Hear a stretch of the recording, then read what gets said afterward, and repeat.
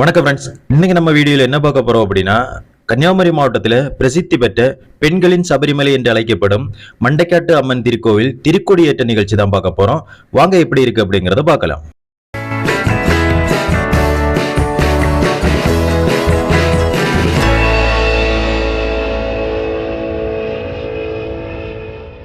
Friends, இந்த மாசி குடை விழாவான மண்டைக்காட்டு அம்மன் திருக்கோவில் கொடியேற்று நிகழ்ச்சி இன்று காலை நடைபெறுகிறது.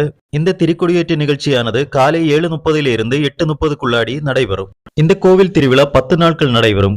5/3/2023 ஞாயிறு முதல் 14/3/2023 செவ்வாய் முடிய 10 நாட்கள் இங்கே திருவிழா நடைபெறும். இந்த திருவிழாவில் தெலுங்கானா புதுச்சேரி ஆளுநர் டாக்டர் தமிழிசை சவுந்தரராஜன் மற்றும் அமைச்சர்கள் சேகர் பாபு, மனோ தங்கராஜ் மேலும் பல தலைவர்கள் இந்த நிகழ்ச்சியில் கலந்து கொண்டனர்.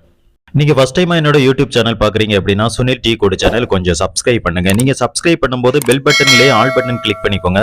அப்பதான் நாங்க போடுற ஒவ்வொரு வீடியோ உங்களுக்கு நோட்டிபிகேஷனா உடனே கிடைக்கும்.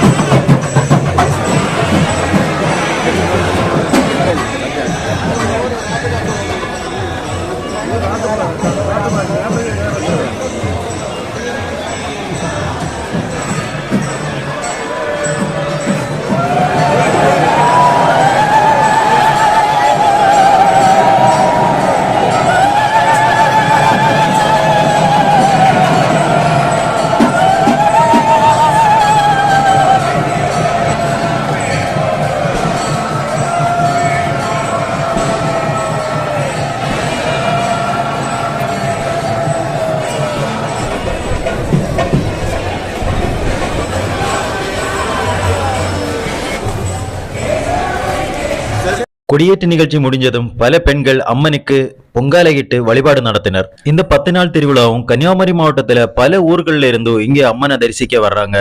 கன்னியாகுமரி மாவட்டம் மட்டும் இல்லாம கேரளாவில இருந்தும் அதிகமான மக்கள் இங்கே அம்மனை தரிசிக்க வர்றதை பார்க்க முடியும்.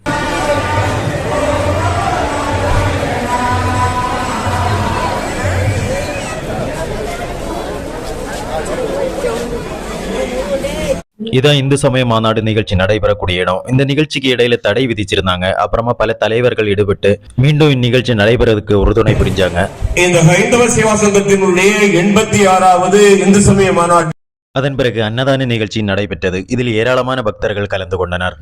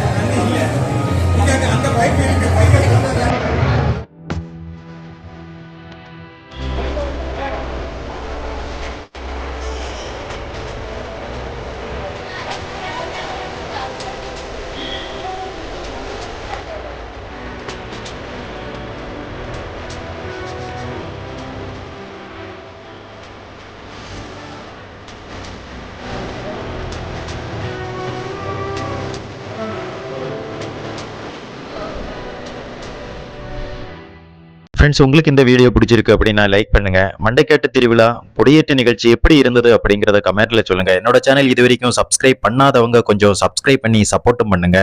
மேலும் ஒரு நல்ல வீடியோல உங்களை வந்து சந்திக்கிறேன். Thank you so much.